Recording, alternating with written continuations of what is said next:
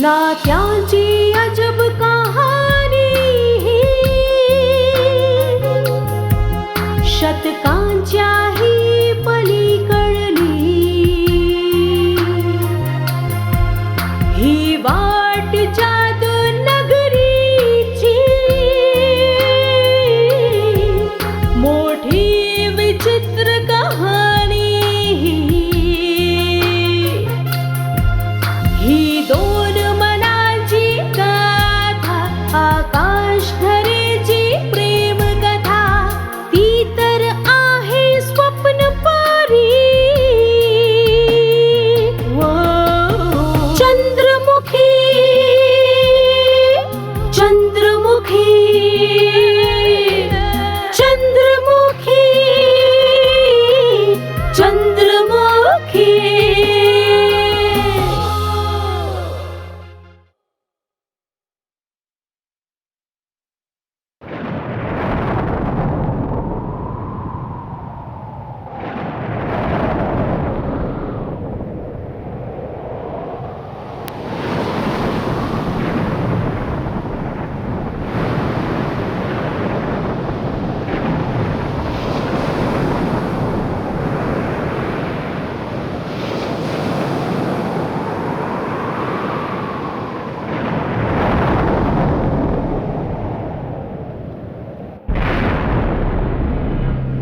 हे काय? हे वातावरण तर गंडमूळच्या स्थितीचं आहे, आणि तेही या अमावस्येच्या अशुभ वेळी। खूप वर्षांपूर्वी सुद्धा वातावरणात अशाच प्रकारची उत्तेजना प्रकट झाली होती। निश्चितच हा दानवांचा हर्ष उल्हास आहे। अवश्य कोणी दानव पृथ्वीवर प्रकट झाला आहे।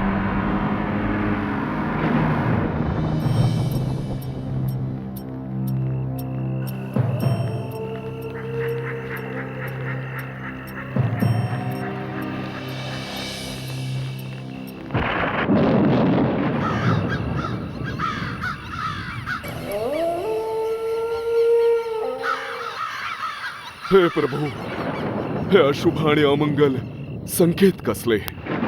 माफ करा प्रभू। जेव्हा कधी वातावरणात ही अशी उत्तेजना निर्माण झाली आहे, तेव्हा नेहमीच महाप्रलय आलाय। दानवी शक्ती मानवतेच्या हानीचं कारण बनली आहे। घटनांच्या वादळांनी मोठमोठ्या राज्यांचा विनाश केलाय। हे प्रभू, काय विनाश होणार आहे? कोणती घटना घडणार आहे?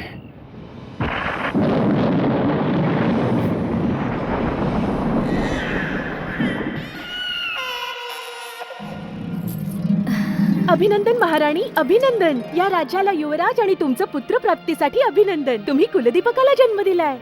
चंचला, लगेच जा आणि महाराजांना हा शुभ संदेश दे की परमेश्वराने त्यांची हाक ऐकली। त्यांना एक गौरवशाली पुत्र प्राप्त झालाय। जशी आज्ञा महाराणी। लवकर जा। अभिनंदन सर्वांचं अभिनंदन, अभिनंदन सर्वांचं अभिनंदन। राज्याला राजपुत्र मिळाल्याचं अभिनंदन, महाराजांचं अभिनंदन। महाराज ही दासी अत्यंत शुभ संदेश घेऊन आलीये। महाराणी पद्मावतीने छोट्या राजपुत्राला जन्म दिलाय।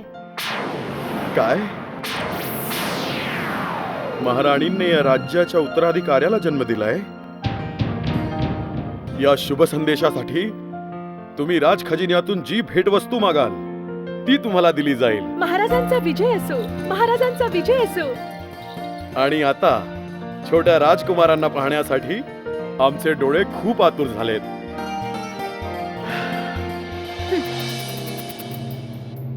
ऐकलंस ताई, महाराज काय म्हणाले ते? अगं, अजून तर आपल्या सवतीच्या पुत्राचे डोळेही नीट उघडले नाहीत आणि महाराजांनी त्याला आपला उत्तराधिकारी घोषित केलंय। असं नाही होणार, कधी नाही होणार। महाराजांची प्रथम पत्नी मी आहे, म्हणून राजसिंहासनावर बसण्याचा अधिकार केवळ माझा पुत्र भानू प्रताप सिंगचाच आहे. बस. ए माझ्या छोट्या राजकुमारा, तू खरोखरच आपल्या पित्यासाठी खूप भाग्यशाली आहेस. पद्मा, अले ले ले ले ले ले. आज आम्ही खूप आनंदात आहोत. कुठे आमचा राजकुमार? द्या त्याला आमच्याकडे द्या. याला आपल्या हातात घेण्यासाठी आम्ही केव्हापासून तडफडतोय.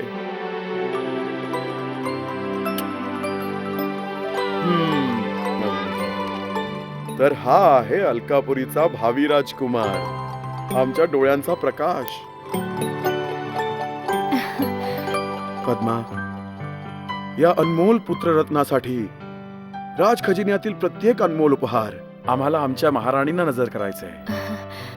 नाही नाही महाराज, मला हिऱ्या मोत्यांचे उपहार नकोयत. मला तर फक्त तुमच्या प्रेमाची भेट हवी आहे. माझ्या कपाळीचं कुंकू अखंड राहू, माझ्यासाठी हीच भेट खूप मोठी आहे. पद्मा, तुमचं प्रेम किती निस्वार्थ आहे.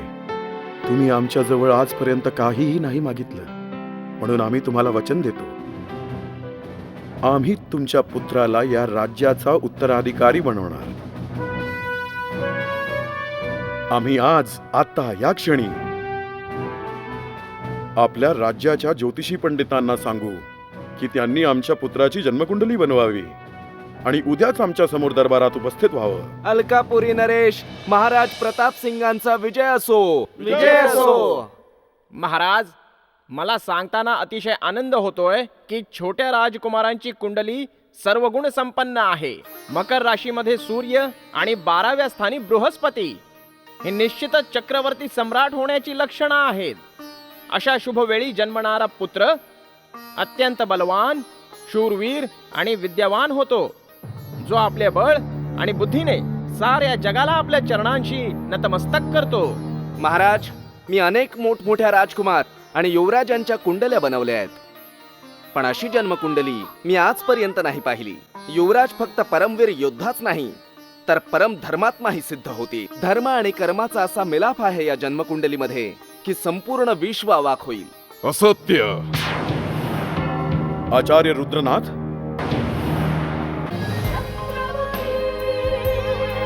हे असत्य आहे, असंभव आहे. युवराजाचा या कुंडलीतील गोष्टींशी काहीही संबंध नाहीये.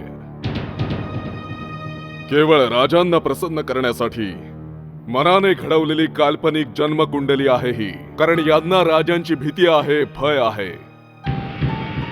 हे सत्य बोलूच शकत नाहीत महाराज. सत्य तर हे आहे महाराज की हे बालक अति अशुभ घडीला जन्माला आलंय.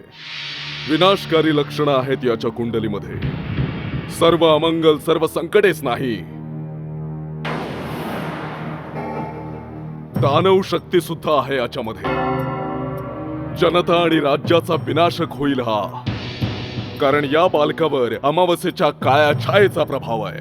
आचार्य रुद्रनाथ, राजन, क्रोध करण्याची आवश्यकता नाहीये. केवळ सत्य ऐका. सत्य सत्य सदैव कटूच असते. मी हा समाचार ऐकून की राजमहालात एका बालकाने जन्म घेतलाय, इथे यायला विवश झालो. राजन, तुमच्या या ज्येष्ठ पंडितांच्या तोंडून युवराजांची शुभ लक्षणे ऐकून तुम्ही इतके प्रसन्न झाला होतात. तो युवराज महाविनाशक आहे. तो तुमच्या आणि राज्याच्या संकटाचं कारण ठरेल. या बालकाचा जन्म त्या अशुभ घडीला झाला आहे ज्यावेळी केवळ दुष्ट आत्मे जन्म घेतात. बस आचार्य रुद्रनाथ, बस. आता तुम्ही प्रत्येक सीमा पार करत चाललाय. शांती महाराज, शांती. आधी तुम्ही आचार्य महाराजांचं बोलणं तरी ऐकून घ्या. ऐकून तर घ्या की त्यांना काय म्हणायचंय. महाराणी, हे बालक कशाचं रूप आहे हे मला चांगलंच माहिती आहे. जर तुम्हाला माहित असतं तर या शुभ प्रसंगाच्या वेळी तुम्ही असं अशुभ वक्तव्य कधीच केलं नसतं. परिणाम काय होईल याचा विचार करा. परिणामांचा तुम्ही विचार करा राजन. माझं न ऐकण्याची चूक तुम्ही अजिबात करू नका. म्हणून मी तुम्हाला पुन्हा एकदा सावध करतोय की आपल्या या पुत्रापासून शक्य तितक्या लवकर दूर व्हा राजन. दूर व्हायचं? हे बालक काही अनाथ आश्रमातून नाही आणलेले आचार्य महाराज. हा तर राजकुमार आहे.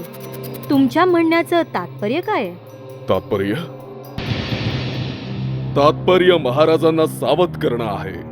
याआधी की हे बालक राजमहालाचा विनाश करेल, याला राज्याबाहेर घालवून द्या. परंतु परंतु हे कसं संभव आहे? बालकाचं मोह नका ठेवू महाराणी. या पुत्राचा त्याग करा. जर या राजपुत्राला राज्याबाहेर काढून टाकलं तर या राज्यावरच्या अनिष्ट शक्ती पण राज्याबाहेर जातील आणि हा राजदरबार आणि राज्य विनाशापासून वाचेल. नाही. हा अनर्थ आमच्या हातून होणार नाही. मला माहिती आहे राजन, माता पित्यासाठी बालकाचा त्याग करणं कठीणच नाही तर अगदी असंभव आहे. परंतु या बालकाचा त्याग करणं अत्यंत आवश्यक आहे. राजन, मला तुम्हाला कोणत्या धर्मसंकटात टाकायचं नाहीये. मी तर तुम्हाला पुरावा द्यायला आलोय की तुमच्या पुत्रात दानवी शक्तींचा वास आहे. याचा काय पुरावा आहे तुमच्याजवळ? राजन, मी तुमच्या पुत्राचं अजून मुखही पाहिलं नाही, परंतु मी सांगू शकतो की त्याच्या मुखावर एका अधिक चिन्हाची खूण आहे.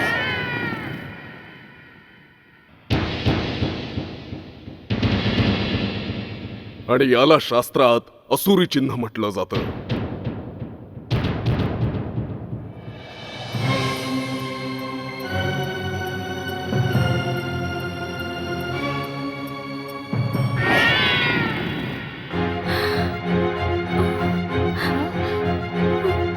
होय आचार्य महाराज, ह्याच्या डोक्यावर अगदी तसंच नाही. चिन्ह आहे. आता तरी विश्वास बसला ना राजन की या पुत्राचा जन्म केवळ तुमच्या विनाशासाठी झालाय. परंतु आचार्य महाराज, या संकटापासून वाचण्याचा काहीतरी उपाय असेल? होय महाराणी, अवश्य उपाय आहे. काय उपाय आहे आचार्य महाराज? या बालकाचा वध, याची हत्या. नाही नाही, तुम्ही असं नाही करू शकत. हे नाही होऊ शकत. नाही नाही नाही नाही, मी माझ्या पुत्राचा वध नाही होऊ देणार. नाही होऊ देणार मी. नाही होऊ देणार मी. माझं म्हणणं ऐका राजन, उशीर करणं तुमच्यासाठी आणि राज्यासाठी योग्य नाही. आणखी एक विशेष गोष्ट. काय आचार्य महाराज? विशेष गोष्ट ही आहे महाराणी की जेव्हा हा तुमचा पुत्र 3 वर्षांचा होईल आणि जर त्याची दृष्टी तुमच्यावर पडली तर तुम्ही आंधळे व्हाल राजन, आंधळे व्हाल. मग जगातील कोणतीही शक्ती तुम्हाला बरं करू शकणार नाही आणि तेव्हा तुमची दुर्दशा सुरू होईल. ही घोषणा माझी नाही, शास्त्रात लिहिली आहे, जी सदैव अटळ आहे, जी कुणीच नाही टाळू शकत. आता स्वीकार करणं न करणं केवळ तुमच्यावर अवलंबून आहे.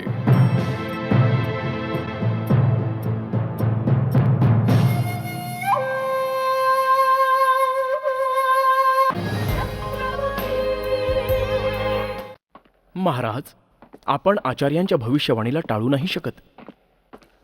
याचा अर्थ आम्हाला आचार्यांचं म्हणणं स्वीकार करायला हवं सेनापती. याशिवाय काही पर्यायही नाहीये महाराज. सल्ला, तुमचा काय सल्ला आहे ते सांगा आम्हाला. महाराज, प्रश्न राज्याचा आहे, मानवजातीच्या विनाशाचा आहे. जर तुमच्या पुत्रामुळे तुमचं राज्य संकटात येणार असेल, तुमच्या प्रजेचं जीवन संकटात येणार असेल, तर तुम्हीच सांगा महाराज, हे योग्य होईल? नाही महाराज, नाही. महाराज, मला मान्य आहे की संतान भले कशीही असो, प्रत्येक पित्याला आपल्या प्राणांहून प्रिय असते. पण महाराज, तुम्हाला हे लक्षात ठेवायला हवं की तुमची खरी संतान आहे तुमची प्रजा. आणि तुम्ही तुमच्या एका संतानासाठी तुमच्या लाखो संतानांची आहुती नाही देऊ शकत महाराज. इतिहास साक्षी आहे या गोष्टींचा. इतिहास पुरावा देतो अशा गोष्टींचा की जेव्हा कधी कोण्या राजाला आपल्या प्रजेसाठी, आपल्या राज्यासाठी आपल्या पुत्राची आहुती द्यावी लागली तर त्याने आपल्या पुत्राची आहुती हसत हसत आनंदाने दिली आहे महाराज. तुम्ही तुमच्या या पुत्राची आहुती पाप समजून नाही, पुण्य समजून द्या महाराज. सेनापती, तुम्ही आमचे डोळे उघडलेत. आता पाप समजून नाही तर पुण्य समजून आम्ही आमच्या मुलाला राजमहालातून निरोप देऊ. आणि हे कार्य तुमच्यावर सोपवत आहोत. जशी आज्ञा महाराज. उद्या सूर्योदयाच्या पहिल्या किरणाबरोबरच त्याला आमच्या राज्याच्या सीमेपार घेऊन जाण्यात यावं.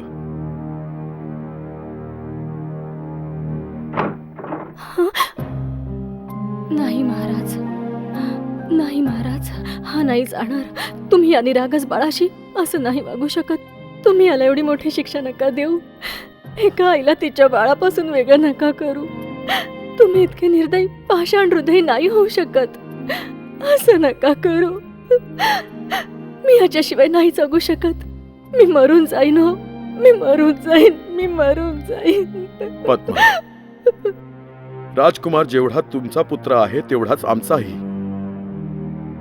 त्याला या महालातून बाहेर पाठवताना, एका अनाथाप्रमाणे सोडून देताना, त्याचा माता पित्याचा प्रत्येक अधिकार हिरावून घेताना आम्हाला खूप त्रास होतोय. आचार्य रुद्रनाथांचं कथन आम्ही नजरेआड करू शकत नाही. त्यांचं कथन आपल्याला स्वीकारावंच लागेल. आम्हाला आपल्या प्रिय राजकुमाराला या महाला बाहेर पाठवावाच लागेल. परंतु मी याचा स्वीकार कसा करू? तुम्ही मला तुमच्या महाराणीचा दर्जा दिलात, मान सन्मान दिलात, ते अपार प्रेम दिलं ज्याची मी कधी कल्पनाही केली नव्हती.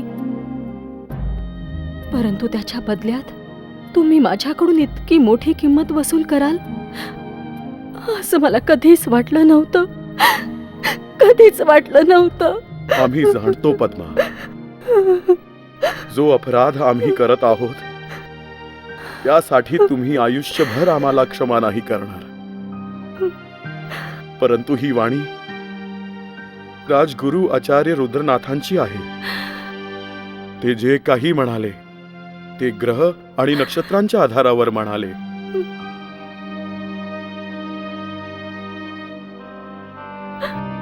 पद्मा, तुम्ही जाणता आचार्य रुद्रनाथांची वाणी आजपर्यंत कधी असत्य नाही ठरली.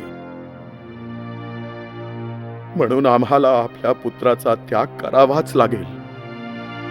हा तुमचा अंतिम निर्णय आहे? निर्णय नाही, आमचा नाईलाज आहे. आम्ही राजा आहोत. आमच्या प्रजेविषयी आमची काही कर्तव्य आहेत पद्मा. आम्हाला ही भीती नाहीये की आम्ही आंधळे होऊ आपल्याच पुत्रामुळे. पण हेही सत्य आहे, आम्ही आमच्या प्रजेचा विनाश नाही होऊ देऊ शकत पद्मा. ठीक आहे, तुम्ही याला सोडून देऊ इच्छिता? अगदी आनंदाने सोडून द्या. परंतु मी याला नाही सोडू शकत महाराज. हे बाळ माझ्या संपूर्ण जीवनाचं फलित आहे. याला मी नाही गमावू शकत. हे जसंही आहे, अभिशाप आहे, अशुभ आहे, परंतु आहे तर माझाच पुत्र ना. जर हा या महालात राहणार नसेल तर त्याच्या बरोबर मी सुद्धा जाईन. हा निर्णय कसला? पद्मा, तुम्ही आम्हाला सोडून जाल? तुम्हाला माहित आहे आम्ही तुमच्याशिवाय नाही जगू शकत. खूप प्रेम करतो आम्ही तुमच्यावर. तुम्ही माझ्या विना जगू शकत नाही आणि तुम्हाला या एका दिवसाच्या बाळाची बिलकुल चिंता नाही की हा आपल्या आईशिवाय कसा जगेल. याला कोण थोपटवून झोपवेल. हा जेव्हा भुकेने रडायला लागेल तेव्हा याला दूध कोण पाजेल. नाही पद्मा, तुम्ही आमचा राजमहाल सोडून नाही जाणार.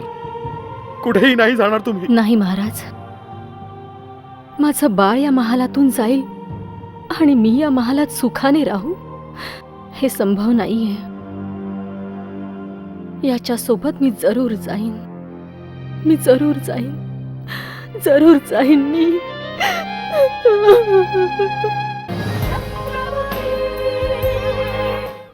सुजान सिंग, काय झालंय?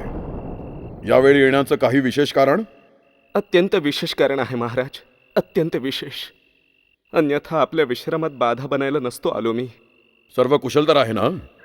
नाही महाराज, नाही, काहीही कुशल नाहीये. तुमची बहीण, काय झालंय आमच्या बहिणीला? तुमची बहीण महाराणी पद्मावतीचा जीव धोक्यात आहे. सुजान सिंग, तुला समजतंय की तू काय बोलतोयस? क्षमा असावी महाराज, परंतु मी अगदी सत्य सांगतोय. परंतु का? काय कारण आहे? कारण त्यांचा पुत्र महाराज. पुत्र? होय महाराज. पद्माने पुत्राला जन्म दिला आणि आम्हाला कळवलंही नाही. कसं कळवणार महाराज? पुत्राने जन्म घेताच राजमहालात प्रलय आला. प्रलयाला ते कसं काय? आचार्य रुद्रनाथांच्या भविष्यवाणीने.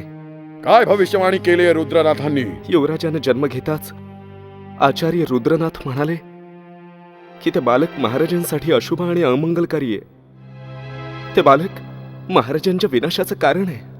त्या बालकामुळे संपूर्ण राज्यावर संकट कोसळेल. इतकंच नाही, ते असंही म्हणाले. सांग, त्यांनी काय सांगितलं आणखी? त्यांनी सांगितलं की त्या बालकात दानवी शक्तींचा वास आहे. अमावस्येच्या काळ्या छायेचा श्राप आहे त्याला. दानवी शक्तींचा वास? अमावस्येच्या काळ्या छायेचा श्राप आहे? होय महाराज. आणि त्यांचं बोलणं ऐकून महाराजांनी राजकुमारला महालाबाहेर काढण्याचा निर्णय घेतला. महाराज, युवराज आणि महाराणींना वाचवा महाराज, त्यांना वाचवा. म्हणजे महाराजांनी त्यांना पाठवण्याचा निर्णय घेतलाच, तर त्यांना मारण्याचं साहस कोण करू शकतं?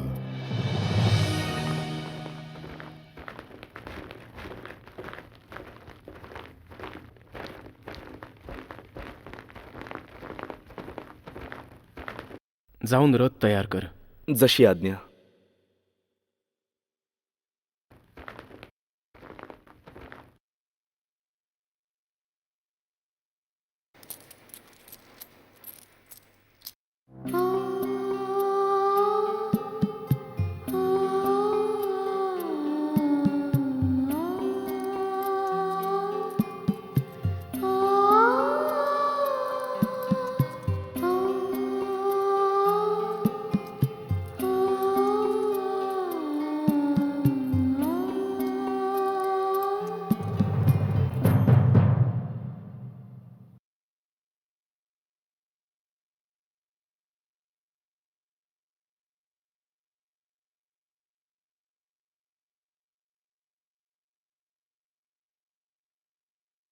संभवतः ही आपली अंतिम भेट आहे महाराज.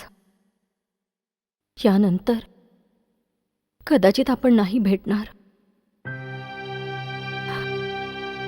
कुठे जाणार हे मलाही माहीत नाही.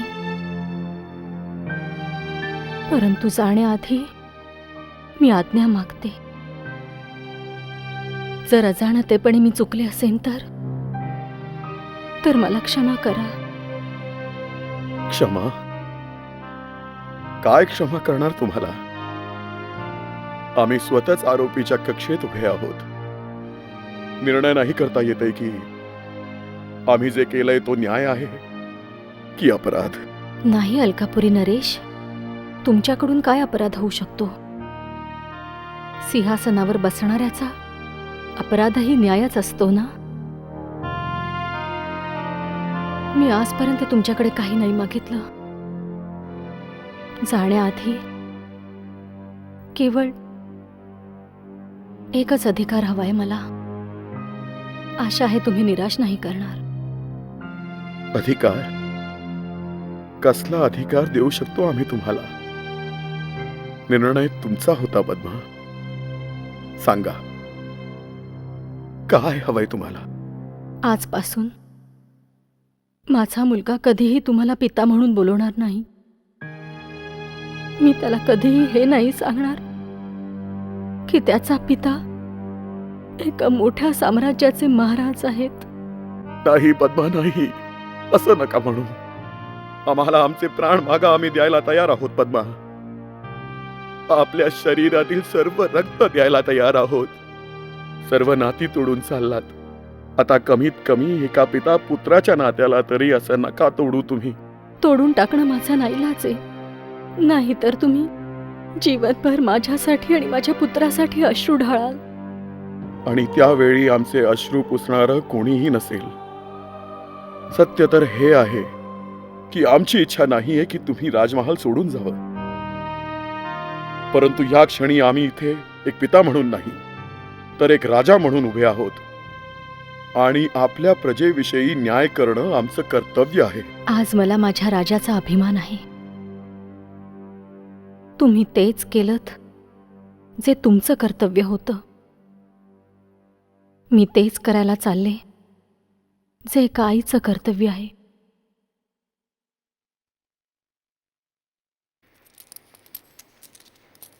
थांब पद्मा. आम्हाला फक्त एक वेळ आपल्या पुत्राला जवळ घेण्याचा आम्हाला अधिकार द्याल.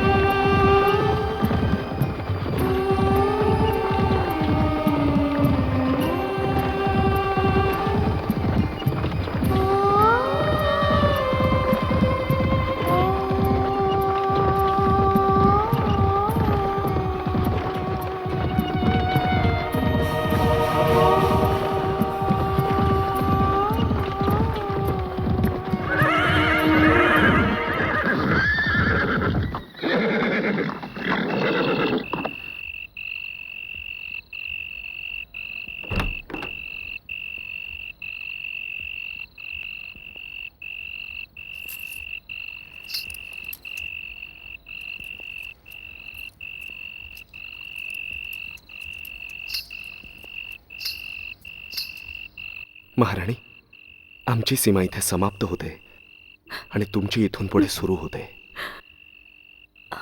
आम्हाला इथपर्यंत पोहोचवण्यासाठी मी तुमची आभारी आहे. यात आभार कसले महाराणी? हे तर आमचं प्रथम कर्तव्य होतं. महामंत्र्यांनी मला आदेश दिला होता की तुम्हाला पूर्ण मान सन्मानासहित आणि सुरक्षित राज्याच्या सीमेपर्यंत सोडावं. माझ्यासाठी ही अत्यंत दुःखाची गोष्ट आहे की मी इथून पुढे तुमच्यासोबत येऊ नाही शकत. आता तुम्हाला इथून एकटीलाच जावं लागेल.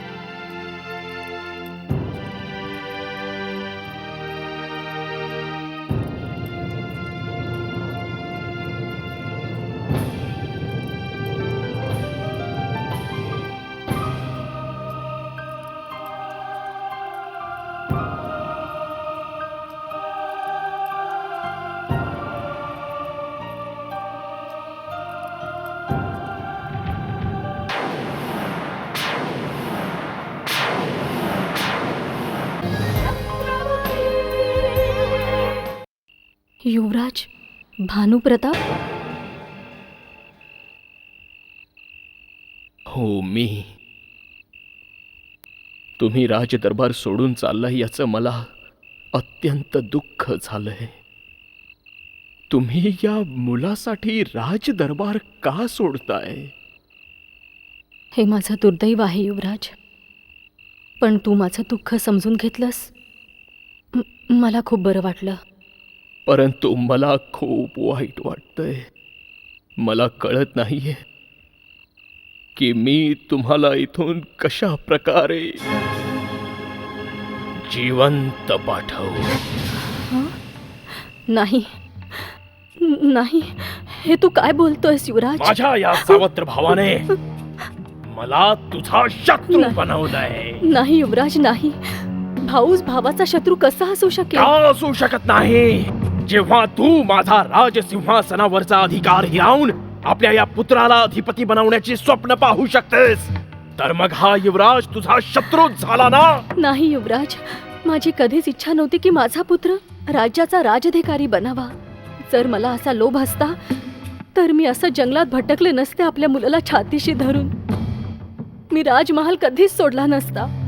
युवराज, राजसिंहासनावर पहिला अधिकार फक्त तुझाच आहे. राजपाट सर्व ऐश्वर्य तुला मिळो, मला काहीही नकोय. मला फक्त माझा पुत्र हवाय, नाही. बस. तू ऐकलं नाहीस की पंडित रुद्रनाथांनी भर सभेत काय सांगितलं? की या बालकाला नष्ट करून टाका. नाही युवराज, नाही. तू असं नाही करणार. तू असं नाही करू शकत. हा निष्पाप निर्दोष आहे. एक भाऊ दुसऱ्या भावाची हत्या करणार? हो, नाही.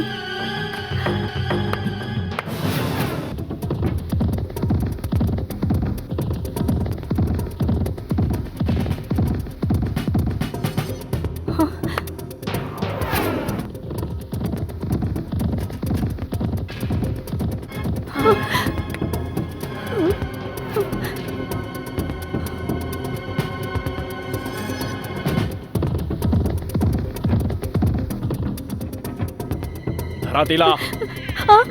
सोडा सोडा मला, सोडा. नाही नाही, सोडा. सोडा. नाही नाही नाही नाही सोड. नाही नाही, माझं बाळ. नाही नाही, माझं बाळ. सावत्र नाही, भावा. नाही, माझं बाळ. नाही, सोडा मला, सोडा. सोडा मला, सोडा. नाही. खाली ठेव. नाही नाही नाही नाही नाही, मरायच्या आधी पाहून घे याला. नाही नाही,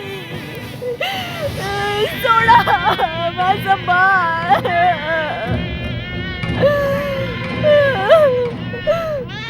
अरे कोणीतरी वाचवा. नाही, हा माझा अधिकार हिसकावणार. भानुप्रताप, नाही.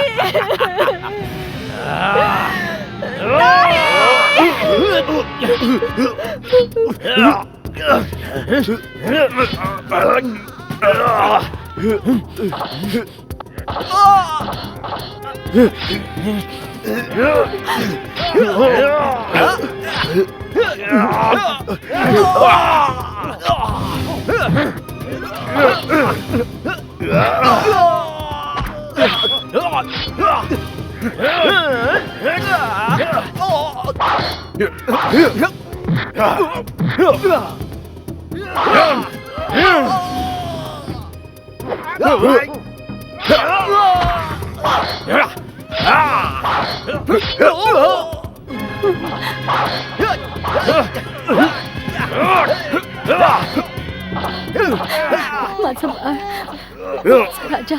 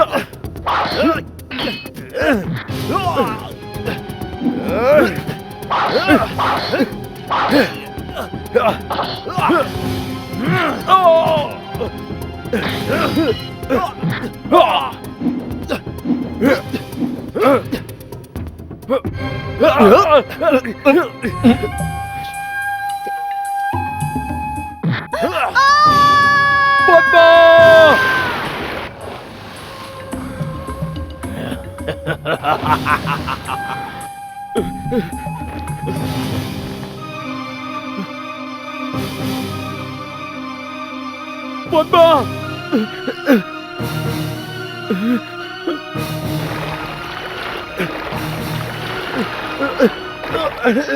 पद्मा!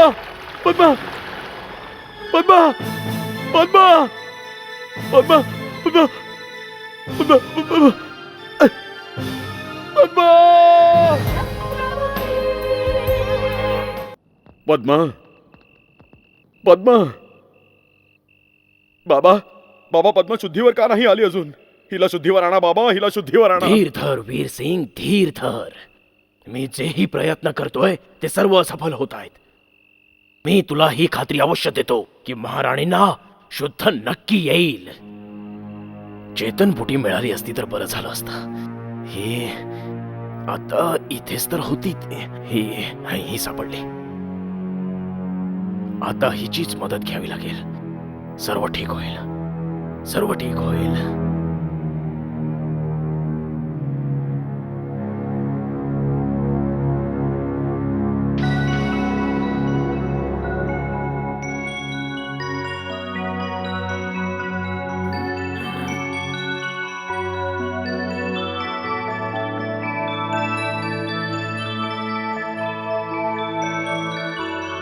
आल्या शुद्धीवर. शुद्ध आली. वीरसिंग, महाराणींना शुद्ध आली. पद्मा, माझ्या बहिणी. पद्मा, तू एकदम ठीक आहेस, सुरक्षित आहेस. तुला काहीही नाही झालंय. ईश्वराने तुला वाचवलं. तू पूर्ण सुरक्षित आपल्या घरी परत आली आहेस. तुझ्या शत्रूंची चाल निकामी झाली पद्मा, निकामी झाली. माझं बाळ, माझं बाळ, माझं बाळ, माझं बाळ कुठे? त्यांनी मारून टाकलं त्याला. नाही नाही पद्मा, नाही. माझं तुझं बाळ सुरक्षित आहे. ते बघ, बघ, माझं बाळ, बघ. माझं तुझं बाळ सुरक्षित आहे. त्याला काहीही नाही झालं पद्मा, काहीही नाही. माझं बाळ. पद्मा, रुद्रनाथ तुझ्यावर वापरण्यात आलेलं फक्त एक प्यादं आहे. तुझ्या सोबत षडयंत्र खेळलं गेलं. षडयंत्र. नाही, मी नाही विश्वास ठेवू शकत. महाराजांच्या प्रेमाला मी पारखलंय. ते माझ्या विरुद्ध षडयंत्र नाही रचणार. षडयंत्र महाराजांनी नाही, त्या 2 राण्यांनी केलंय. का तर तुझा मुलगा उत्तराधिकारी होऊ नये. मला तर वाटतं त्यांनी आपलं षडयंत्र रचायला रुद्रनाथाचा आधार घेतला. का तर महाराज त्यांच्या वाग्बाणांनी पूर्णपणे घायाळ होतील, विवश होतील आणि तुला त्यांच्या मार्गातून दूर करता येईल. त्या दोघी त्यांच्या उद्देशात सफल झाल्या पद्मा. नाही दादा, मी रुद्रनाथांना ओळखते. ते कोणाच्याही सांगण्यावरून कोणाचंही जीवन उद्ध्वस्त नाही करणार. त्यांनी जी भविष्यवाणी केली आहे त्यात काही ना काही सत्य नक्कीच आहे. कसलं सत्य पद्मा? सांग ना, कसलं सत्य? केवळ मनाने रचलेल्या कथेशिवाय काहीच नाहीये. नाही दादा, मी स्वतः त्यावेळी थक्क झाले होते ज्यावेळी ते म्हणाले की याच्या डोक्यावर अमावस्येच्या काळ्या छायेचं निशाण आहे. निशाण असलं तर काय झालं? मी असल्या गोष्टींवर विश्वास ठेवत नाही. भलेही माझ्या बहिणीच्या पुत्रावर अमावस्येच्या काळ्या छायेचे ढग जमले असतील, परंतु मी रुद्रनाथाच्या या भविष्यवाणीला खोटं सिद्ध करूनच दाखवेन. मी आपल्या बहिणीला वचन देतो की याच्या जीवनातील काळी सावली हटवून याचं जीवन प्रकाशाने भरून टाकेन. अशी चमक, असा दैदीप्यमान बनवीन याला की महाराजांचेही डोळे दिपून जातील पद्मा.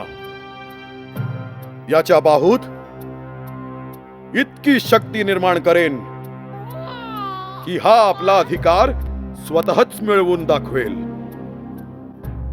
सुंदर वनाचा हा छोटा राजकुमार आजपासून वनराज या नावाने ओळखला जाईल.